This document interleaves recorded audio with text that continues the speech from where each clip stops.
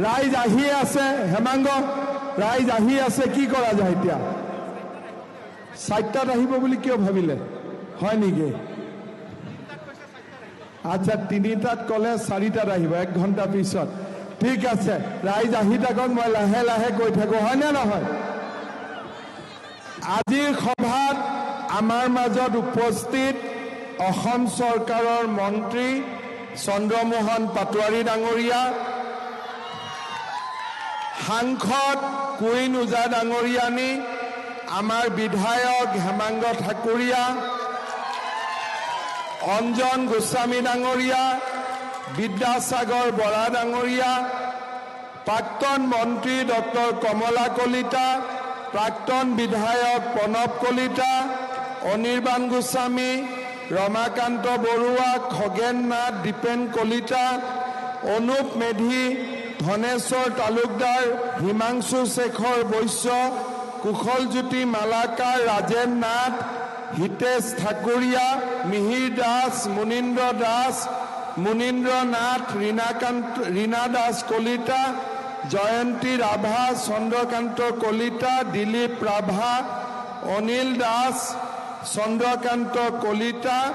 সুমিত ৰাভাকে আদি কৰি মঞ্চত উপবিষ্ট বিশিষ্ট ব্যক্তিসকল আই মাতৃসকল আৰু যুৱক যুৱতী বন্ধু বান্ধৱীসকল আজি আপোনালোক সকলোৱে জানে যে অহা মাহৰ 7 তাৰিখে গুৱাহাটী লোকসভা সমষ্টিত ভোটদান হ'ব এইবাৰ গুৱাহাটী লোকসভা সমষ্টিৰ বাবে ভাৰতীয় জনতা পাৰ্টিয়ে শ্ৰীমতী বিজুলী কলিতা মেধিক প্ৰাৰ্থী হিচাপে আগবঢ়াইছে আৰু এই প্ৰাৰ্থিত্বৰ প্ৰতি অসম গণ পৰিষদ দল আৰু আমাৰ ৰাভা হাছং যৌথ সংগ্ৰাম পৰিষদ আৰু UPPL এই চাৰিওটা দলে আমাৰ বিজুলী কলিতা মেধিক সমৰ্থন কৰিছে যোৱাকালি মই পশ্চিম গোৱালপাৰা সমষ্টি আৰু বকো সমষ্টিত মিটিং কৰিছিলোঁ টংকেশ্বৰ ৰাভা ডাঙৰীয়া আমাৰ লগত আছিল আৰু আজি গণ পৰিষদ দলৰ ডক্টৰ কমলাকান্ত কলিতাও আমাৰ মাজত উপস্থিত আছে অসম গণ পৰিষদ আৰু ৰাভা হাছং যৌথ সংগ্ৰাম পৰিষদ বিজেপি UPPL আৰু গণশক্তি এই 5টা ৰাজনৈতিক দলে লগ লাগি এইবাৰ আমি নিৰ্বাচনত প্ৰতিদ্বন্দ্বিতা কৰিছোঁ গুৱাহাটী লোকসভা সমষ্টিত বিজেপি দলে প্ৰাৰ্থিত্ব দিছে আৰু আমি সকলোৱে জানো যে আমি পদুমৰ ছবিত ভোটদান কৰিব লাগিব মই ৰাইজক এটা অনুৰোধ কৰিম আমাৰ যোৱাকালি অসমত ভোটদান হৈছিল কিছুমান ভোট গ্ৰহণ কেন্দ্ৰত 90% পুলিং হয় কিন্তু আমাৰ অসমীয়া বা আমাৰ জনজাতীয় বা আমাৰ যিবিলাক সমষ্টি আছে পলাশবাৰীয়ে হওক জালুকবাৰীয়ে হওক ছয়গাঁও হওক আমাৰ যিটো ভোটিং পাৰ্চেণ্টেজ 75% হয় কিন্তু আমি যদি ঢিং ৰূপহী এই সমষ্টিবিলাক চাওঁ বা আমি যদি ইয়াৰ চমৰীয়াও চাওঁ আপোনালোকে দেখিব 90% ভোটদান হয় সেইকাৰণে হিন্দীত এটা কথা আছে পেহেলে ভোটদান বাদ মে জলপান তাৰ মানে প্ৰথমতে ভোট দিম পিছত আহি ভাত খাম কিন্তু আমাৰ ৰাইজে বোলে আজি বন্ধৰ দিন ভাত বনাম কাপোৰ ধুৱাম ল'ৰা ছোৱালীকেইটাক চুলি কটুৱাই দিম আৰু লাষ্টত গৈ সময় পালে ভোট দিম আচলতে সেইটো নহয় ভোট দিয়াটো আমাৰ প্ৰথম আৰু প্ৰধান দায়িত্ব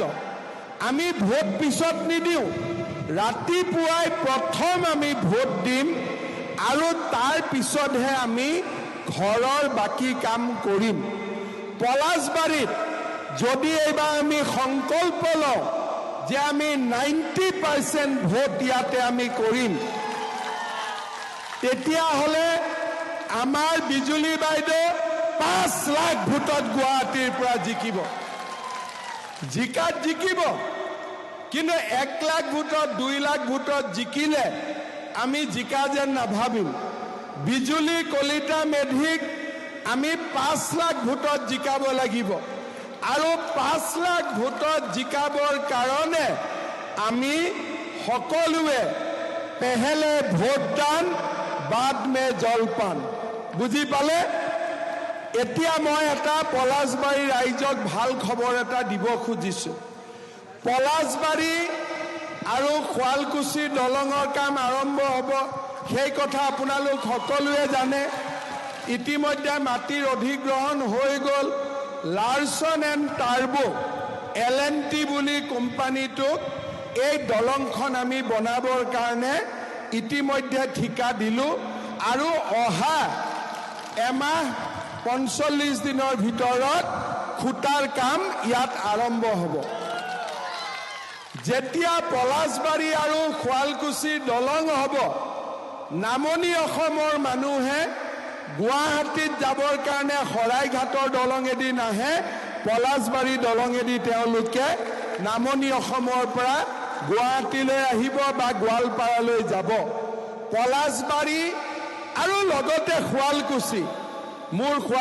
মোৰ সমষ্টি হেমাংগৰ পলাশবাৰী আমাৰ দুইটা পাৰৰ ৰাইজৰ আগতে বহুত মিলাপ্ৰীতি আছিলে শুৱালকুছিৰ ছোৱালী পলাশবাৰীত বিয়া হয় পলাশবাৰীৰ ল'ৰা শুৱালকুছিত বিয়া হয় এতিয়া দলংখন হৈ যোৱাৰ পিছত হালপতি খুলখালি একেলগ হৈ যাব পাৰিব হয়নে কিন্তু দলঙৰ লগে লগে আৰু এটা মই পলাশবাৰী ৰাইজক ভাল খবৰ দিব খুজিছো আপোনালোকে জানে যে সাংসাৰীত এইমছ হ'ল IIT হ'ল পলাশবাৰীত ভাৰত চৰকাৰে ইণ্ডিয়ান ইনষ্টিটিউট অফ মেনেজমেণ্ট স্থাপন কৰাৰ বাবে সিদ্ধান্ত গ্ৰহণ কৰিছে অৰ্থাৎ আমাৰ অসমত এইমছ হ'ল IIT হ'ল এইবাৰ IIM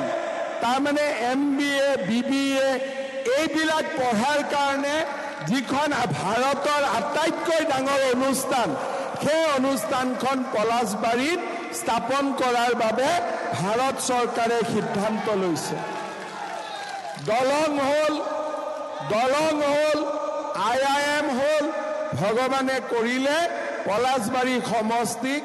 আমি আৰু আগুৱাই লৈ গৈ থাকিম আপোনালোকে মাত্ৰ আমাক আশীৰ্বাদ দিব শ্ৰদ্ধাৰ ৰাইজ আজি মোদী ডাঙৰীয়াই আমাৰ